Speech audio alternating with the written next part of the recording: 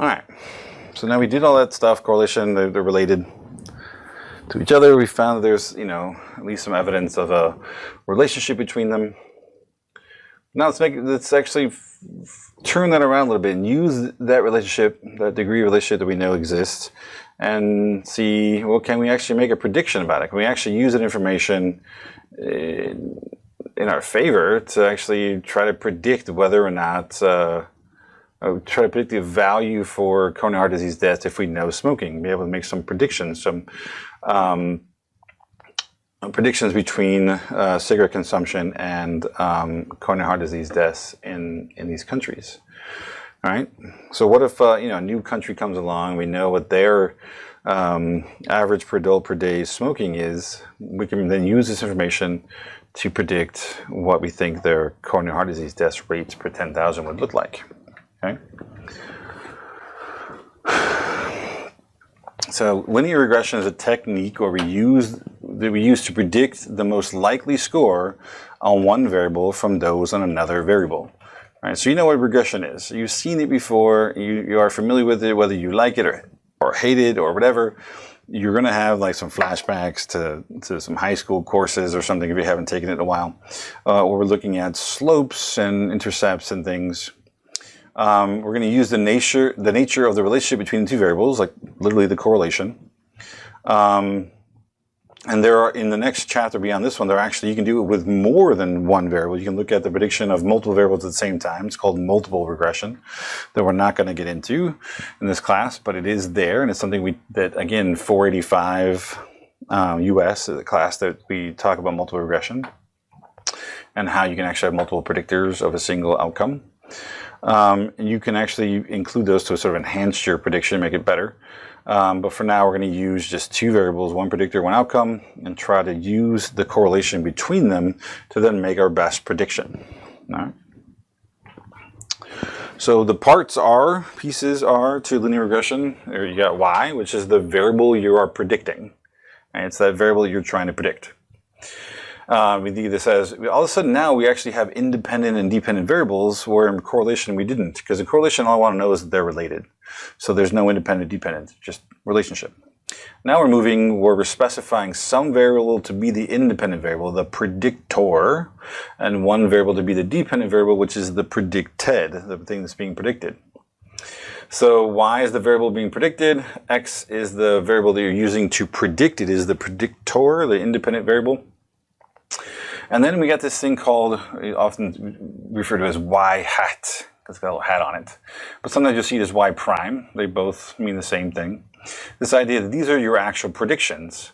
So we're going to use x to predict y, and those predictions are going to be found in this y hat. Okay, so y hat and y are not the same thing. These are the actual scores, and these are the predicted scores based on x. This is what you're going to get as an outcome of the linear regression. Okay. So here's our data again. All right, nothing new, nothing's changed. Based on the data, what we predict the rate of CHD to be in a country that smoked 10 cigarettes. So we got a country that smokes 11, then 9, then 8. So there's no country that smokes 10. So maybe, what if one came along, or if we just wanted to figure out what would it look like, we could actually predict what we think the coronary heart disease deaths per 10,000 would look like for a country that smoked 10 cigarettes per adult per day on average. So first we need to establish a prediction equation for CHD from smoking. And we can use, since we already did the correlation, we can use that to sort of build our slope and intercept values. I know we're talking about sort of predicted values versus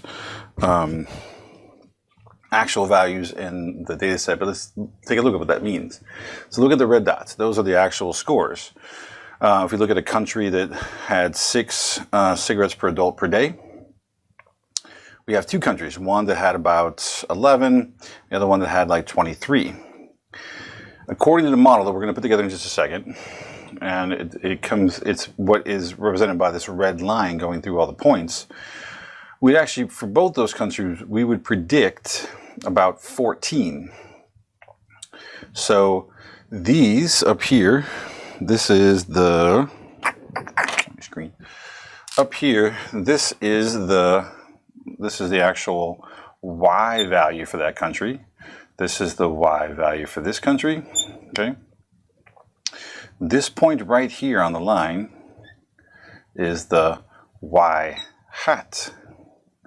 This is the best guess we have based on X, based on based on cigarette consumption.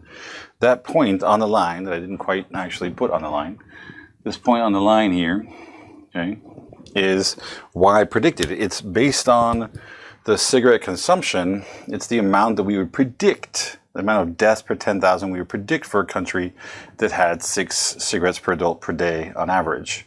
Okay? So these are Y's. All the red dots are Y's. Everything that's on this red line is a Y predicted.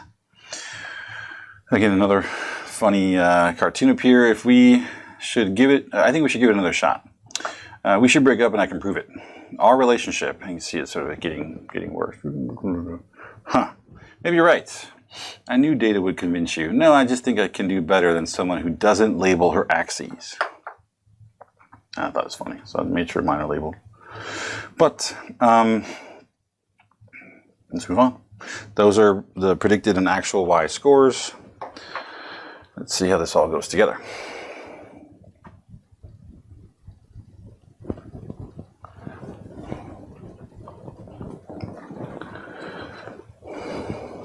So the thing we want to know is, how do we actually calculate these? How do we get the predicted scores? All right, well, we're going to use an equation, the formula. These should be equation. Formulas are like in chemistry or something. This is an equation, whatever. So this is the equation of a line. You've seen this before. I know you have. If you haven't, then you may want to go back and check with your K through 12 education, but you should have someplace had line prediction where you would calculate the slope and intercept. It's likely you saw it as Y predicted equals mx plus b. All right, where this is the slope, and this was the intercept.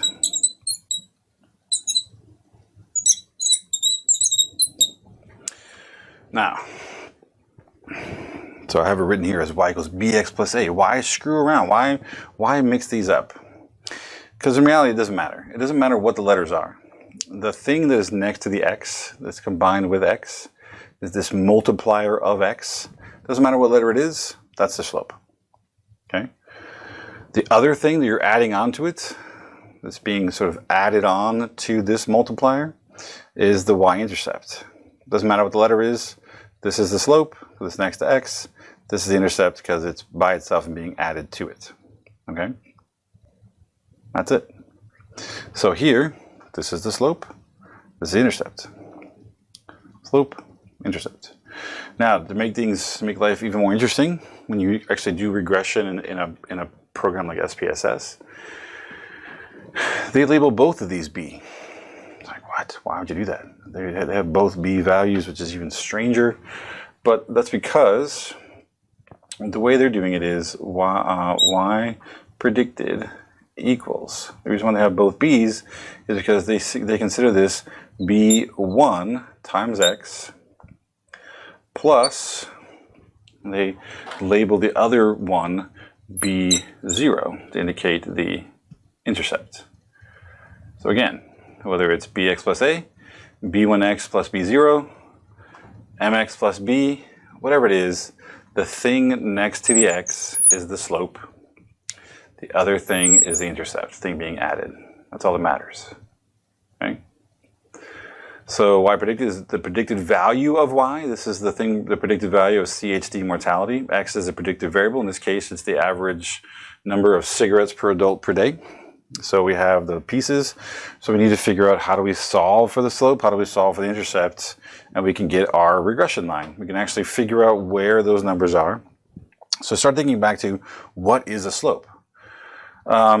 Usually people will respond things to like rise over run, which is one of my ones I love the most. Rise over run, because in a XY coordinate plane, you're like, all right, if this is, 2/3 or whatever, I'm going to go up to and then over 3. So there's a point, and then up to over 3. There's another point. Right? So make my line. All right. So this is back when the sort of point in like geometry and kind of stuff was to actively try to draw these lines going through space, going through the points. So we oftentimes think of slopes as sort of rise over run, but that's in terms of psychology, regression. It's a regression hypotheses. Rise over run is not super interesting. I'm not really interested in having you draw out these points. What I want you to think about is the slope. The slope is it's a converter. All right. How do I convert x units into y units? How do I actually take and translate x into y? Remember, x is smoking. It's cigarettes per adult per day. So the slope converts smoking into deaths per 10,000. All right, so how do I convert smoking to death? Well, I use a converter to do that. I use the slope. And the way this gets interpreted is, whenever the intercept is 0, right? I'm sorry, the other way around. The way I interpret the slope is, as x changes 1 unit, my y predicted changes whatever the slope is. So imagine it's 1. Let's say y predicted equals 1x plus whatever the intercept is. This would literally mean a 1-to-1 correspondence. As x goes up, if x goes up 1 unit, then y predicted goes up 1 unit. Right? If x goes up 1 unit, y predicted goes up 1 unit. Be a direct, correspondence. Usually it's going to be something else. Let's say it's 0.75. Well, as x goes up 1 unit, y predicted goes up 0.75. It is how to convert the x values into y values, actually create a conversion. Okay? So then what is the intercept? And most people, when you ask what the intercept is, and they remember this from like geometry or something like that, they say, well, it's the point where the line crosses the y-axis. That's why it's called the y-intercept, right? So it's the point here. And again, this is useful if you want to know, let me actually erase this.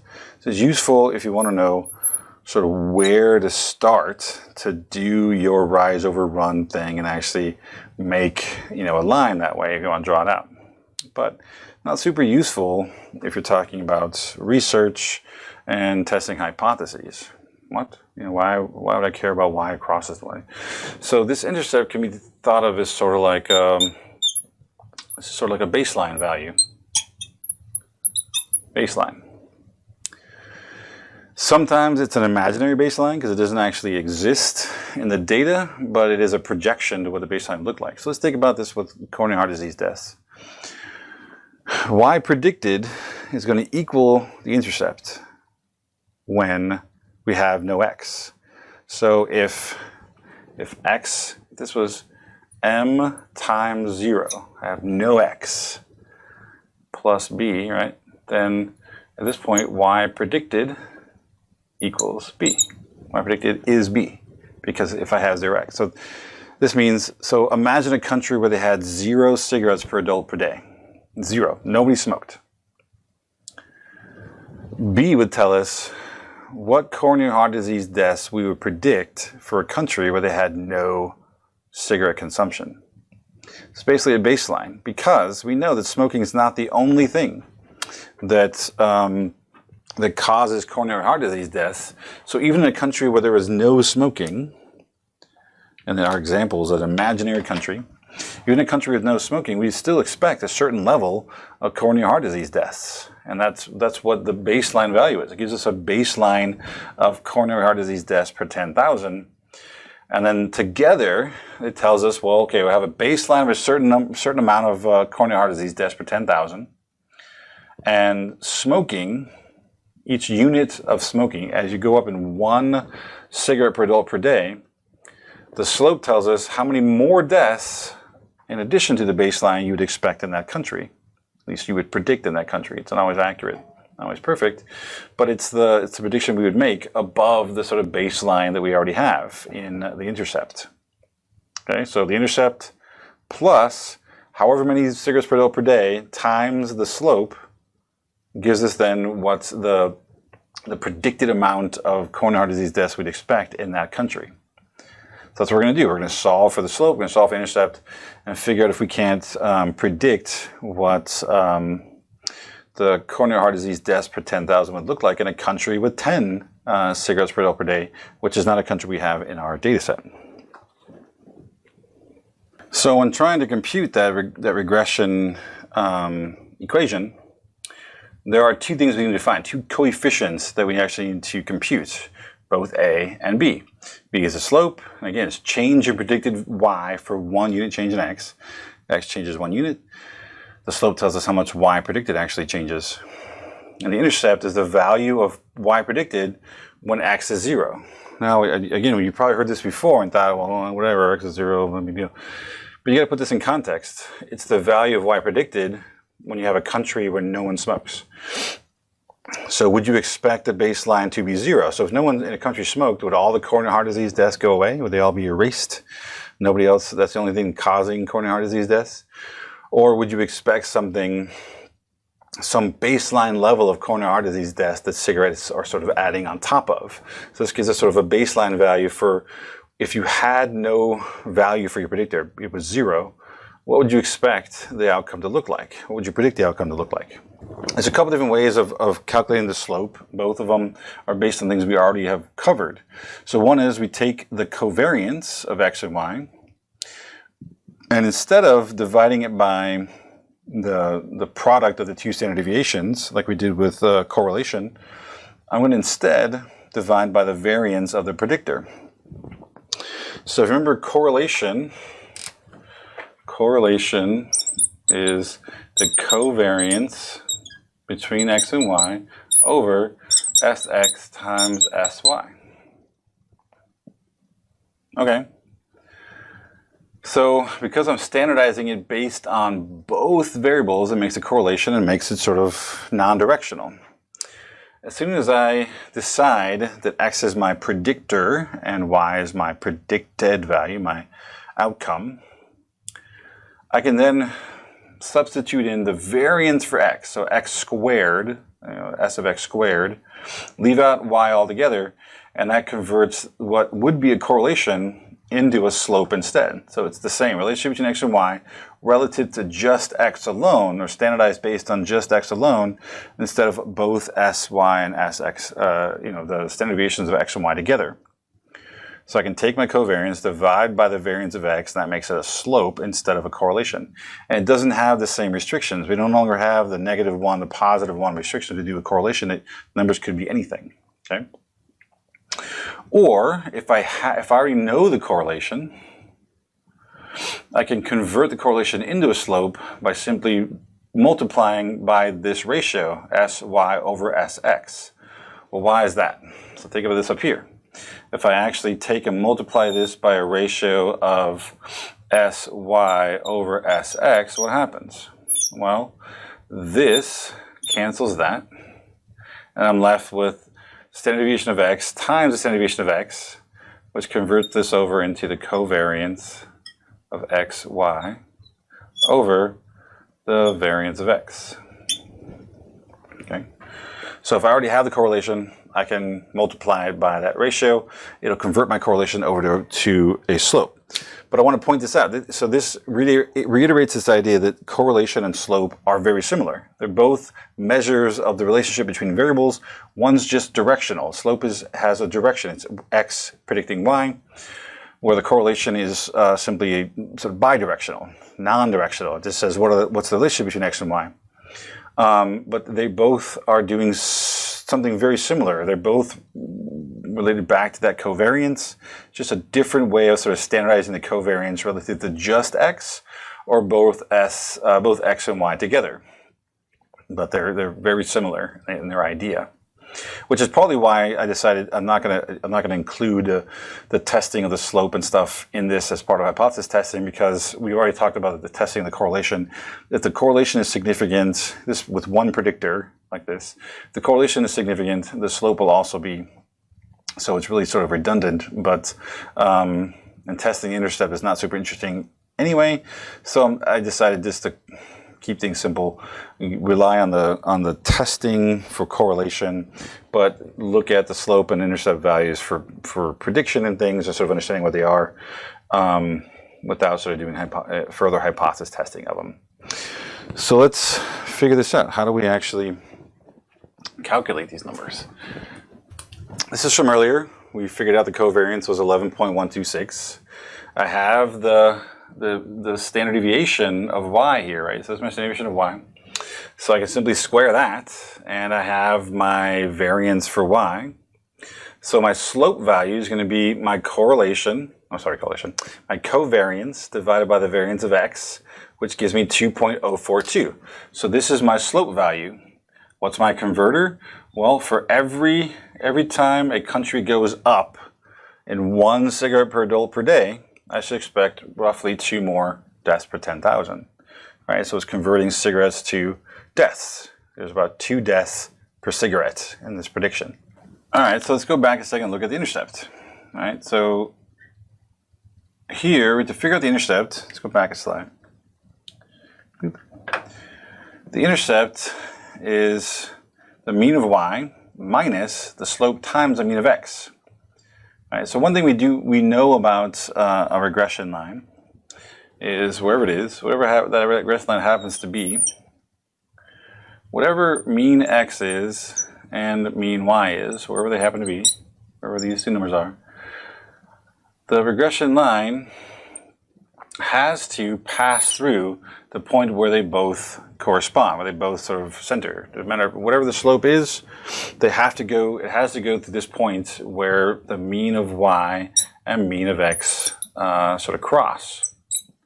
So I can use that. If I can figure out what this is, I can work backwards to figure out what the intercept is.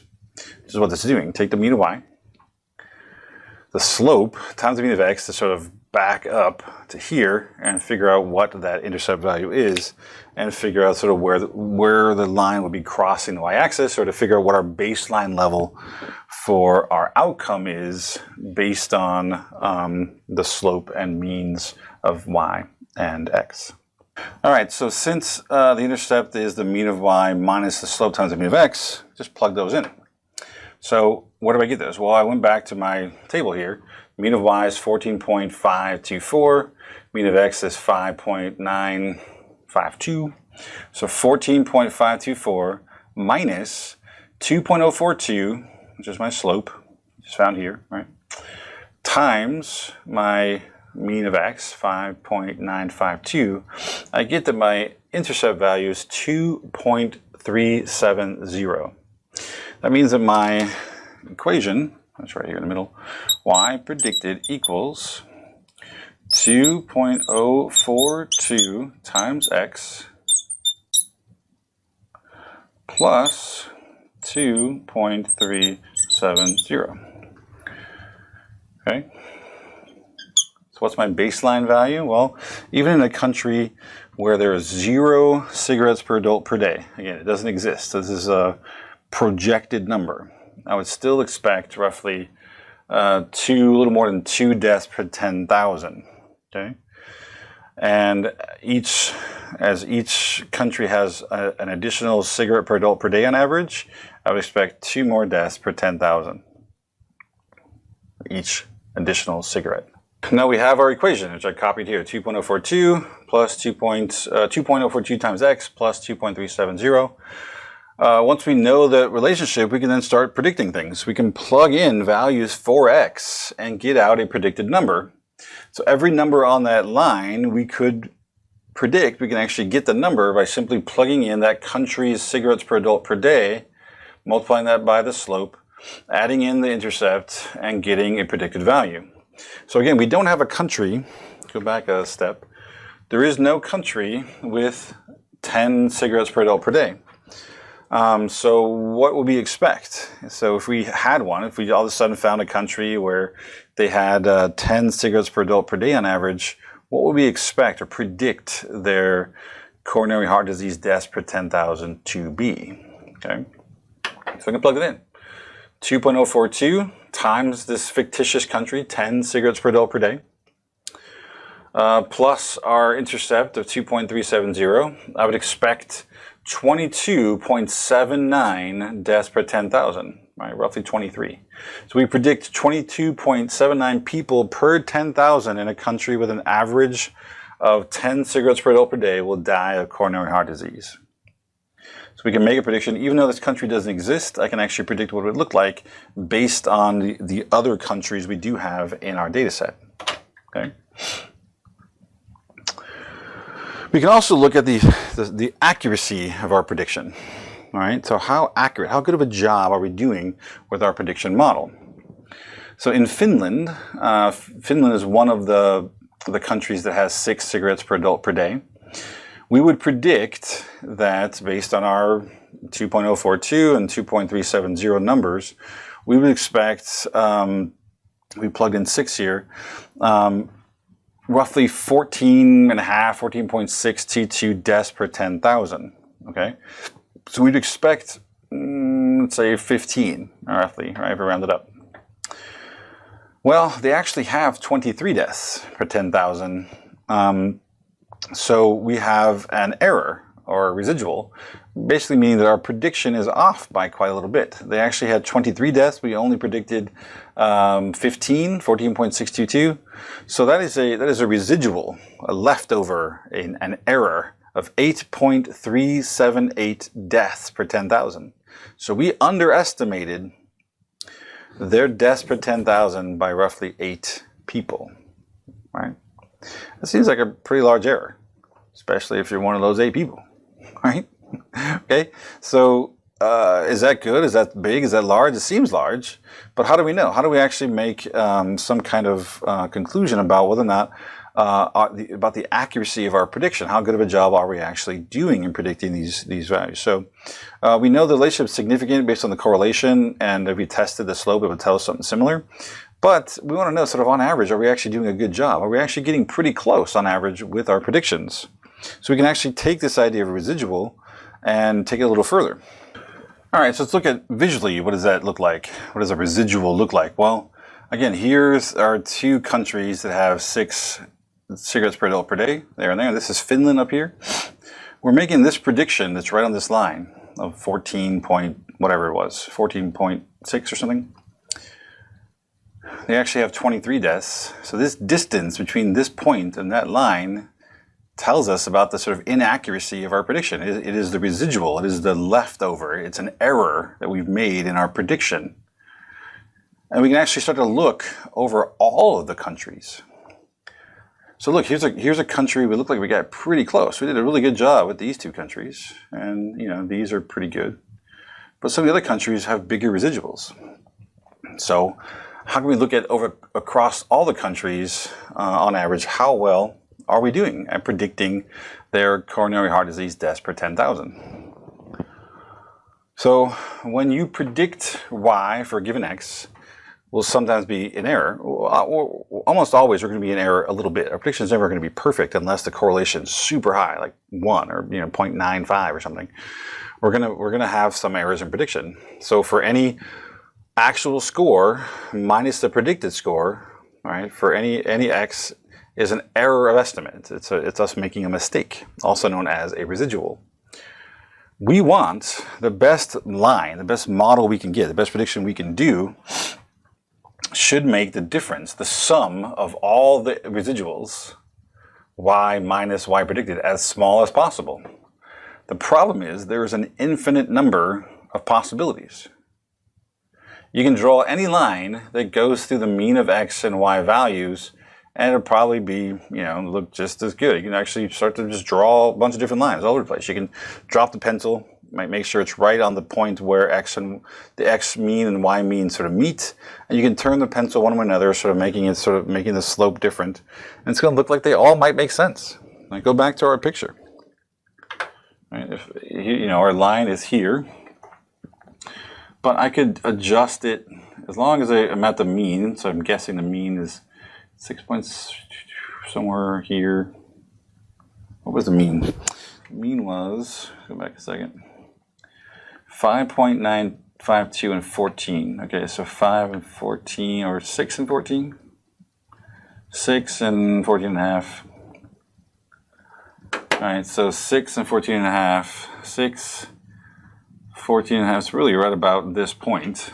I can start to turn this, and a lot of lines in here would make sense, right? So how do you decide?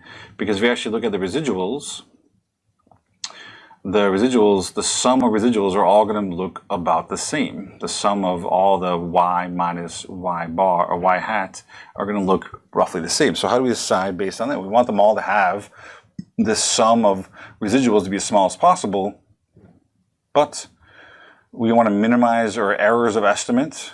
But how do we do that if all these are sort of going to be pretty much just as close?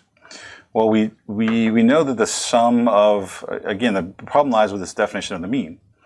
We know that the sum, if we sum up every score minus the mean, take a bunch of scores, figure out the mean, take each score minus the mean, and just sum them, we're going to get 0. Right? It's going to add up to 0 all the time. It's just a nature. Same thing here, that we actually add up our y minus y hats for just about any line. The sums are all going to be about 0. So how do we get rid of the zeros, and how do we decide what line is the best fitting? Well, we're going to square them. So instead of thinking about the line with the smallest residuals, we want the line with the smallest squared residuals. So the regression line is a line which, when drawn through your data set, produces the smallest value of the sum of not just y minus y hats, but y minus y hat squared.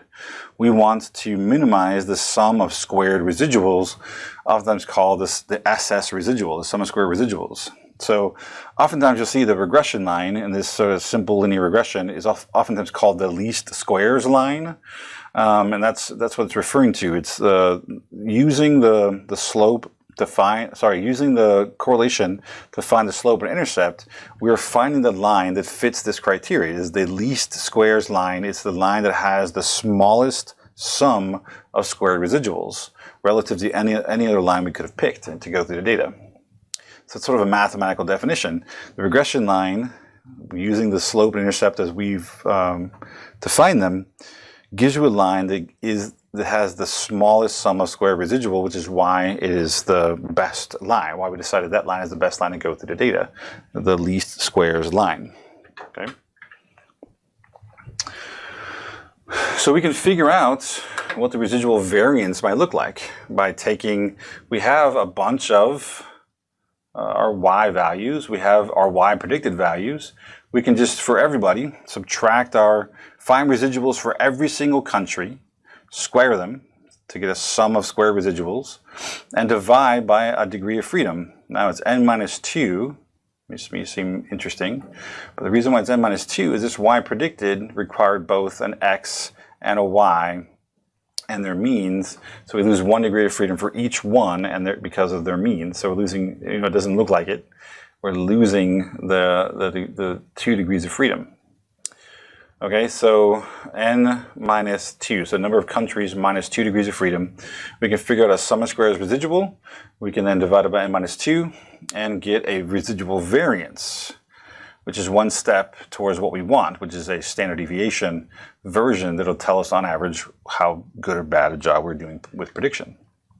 Okay, so the standard error of estimate, which is the thing we're sort of moving towards, the standard error of estimate is the standard deviation of the predicted values. So we can take our sum of squares residual, which is the sum of the squared residuals between each actual score and predicted score.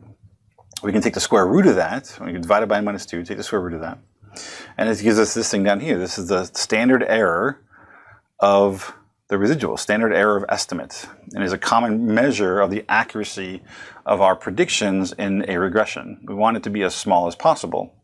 The smaller this value is, the smaller on average we're making residuals, we're making errors in our prediction. It tells you sort of how good or bad, how off we are making predictions for each country. So let's look at how to calculate that. And this will be sort of one of the last things we talk about in regression. So how do we go about finding the standard error of estimate? Well, you just see in this table over here, we need to first find all the predicted values, these y hats here. So for that, we need our trusty equation that we spend all this time sort of computing, which is that y predicted equals 2.042 times x plus 2.370. All right. So I just need to take and plug in any x value, like if we start with the first country, plug it in for here, for this value. So I can plug in 11 in for x. Okay, if I plug in 11 there, and take 2.042 times 11 equals 22.462 plus 2.37 equals 24.832. Okay, so if I plug in 9 in the equation, I'm going to get 20.478. 20.748. Flip those numbers. 20.748. Now notice, these three countries have 9, 9, and 9. So I'm predicting the same value for them each time. These three countries have 8, 8, and 8. So they get the same prediction. Because if I plug 8 in to this equation, I'm going to get 18.706. Okay, the two 6s get the same. All these 5s get the exact same predicted value. These 4s get the same. 3s get the same. Because we're plugging them into this equation for x and getting their predicted value. All right, great. Once I have that predicted value, I need to figure out how far away is that predicted value from the actual value. So I can take 26 minus 24.832, and I get this 1.168. So this is my residual, right? This is my residual for my first country. This is my residual for my second country, third country. These are all residuals. This country here, I overestimated, right? So they had 13 deaths. I estimated 18.706, is why I'm getting a negative number, because I overestimated them. Keep going down. These are all residuals. Now, one thing I didn't want to point out is that down here at the bottom I have a sum. So if I sum up all these residuals, I'm getting negative 0.02. It's just really, with rounding and stuff, this is really just 0, right? So these all, because they're residuals and the nature of where that line sits, half the values are going to be below half, or are going to be below half or above. It's going right down the middle of them. So I should get roughly equal amounts of positive and negative numbers, about roughly the equal size. So we're going to get roughly 0 here. It doesn't end up being exactly 0, but it's really close. Which is why the sum of residuals is not a very good measure. So we end up using the sum of squared residuals. So if I take 1.168 and I square it, I get 1.364. 0.252 squared, I get 0.064. So these are just those values. These are all the squared residuals. So I squared them. If I add them all up, I get a sum of square residual of 440.757. Okay, there. I fixed that 7. And the 7 here as well. So 440.757 divided by 19, you get this 23.198, which is our residual variance. Okay, so it's the average squared deviation of each country around their predicted score. But again, dealing with variances, dealing with squared values can be tricky. It's kind of hard to interpret. So we typically will take the square root of those to get back to a standard deviation like value. So instead, we can take the square root of the residual variance. So we take our 23.198, take the square root, I get 4.816. So this is what's called the standard error of estimate. So the way this gets interpreted is, as we're predicting coronary heart disease deaths per 10,000, you can sort of add in a plus or minus there. So it's sort of like, plus or minus 4.816 is sort of our error bars, right? So when we predict each country's coronary heart disease deaths, like I predicted 24.832, I could have said 24.832 plus or minus 4.816. Same thing, any of these. So 23, sorry, if I plugged in for this country, this 6, this is Finland, I could have said, all right, so my guess is 14.622, or my prediction, plus or minus 4.816. So this sort of gives us the degree to which our predictions sort of vary. You might see this a lot of times in political polling or in places where they talk about predicting things. They'll oftentimes give you a plus and minus, which oftentimes is around this sort of standard error of estimate. It's how much variability there is in their prediction around the actual scores. So this gives us an idea. So in this case, you know, as we're predicting coronary heart disease deaths per 10,000, we're off by close to 5 people, one way or the other. We're either overestimating or underestimating by about 5 people across these countries. That doesn't seem very large, but then again, we're talking about deaths, so anything sort of seems large. So this does give us on average how much error or mistake we're making in predicting across all these countries. And that's it. That's the standard error estimate. So the last thing I want to talk about with so both correlation and regression combined is this idea of effect size. We talked about effect size with t-tests and ANOVAs, so we can talk about that with correlation and regression as well. And regardless of whether you're doing correlation or regression, the effect size is usually measured through the regression coefficient. So there's a measure called the coefficient of determination, which most people just refer to as R squared. So R squared is a measure like eta squared. That tells the percentage of shared variance between variables. So if I take our correlation of 0.713 and square it, I get this 0.508. So 0.508 tells me that you're looking at coronary heart disease and cigarette smoking, right? The correlation between smoking and heart disease. That those two things across these 21 countries share 51% of their variability. Right, that's quite a lot. I mean, just a little bit more than half of the variability in these two variables are shared. They're overlapping. That's quite a lot. Okay, so when looking at the variability in coronary heart disease deaths across these countries, half of that variability can be tied to or is related to or overlapping with the variability in cigarette consumption, at least in 1987. So even though this last bit here is not really a measure of effect size, but because there's a coefficient of determination, there's also this other one called the coefficient of alienation, which is just simply 1 minus R squared, which is the percentage of variance that's not shared. It's the sort of unique variance or the unshared, the unoverlapping variance between two variables. So if again, our correlation is 0.713, we can square that to get R squared, 0.508. So if they share 51% of their variability, it makes sense that they don't share or they don't overlap for 49% of it. Right? So 1 minus this tells me that 49% of the variability is alienated from each other. It's just not shared between the two variables. So this is really a measure of effect size. This is sort of the opposite of that, but they oftentimes are talked about together. Coefficient of determination, coefficient of alienation, which really oftentimes you'll see this called the coefficient of non-determination, but even more often people just say 1 minus R squared. R squared is oftentimes what we talk about in terms of effect size for correlations and regression. 1 minus R squared again is a measure of sort of what percent of variance is unique or is not shared between these two variables.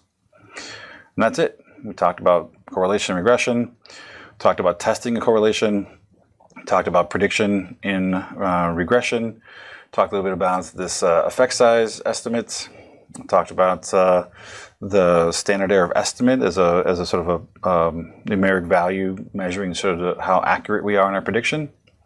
And that's all we're going to cover in terms of correlation and regression.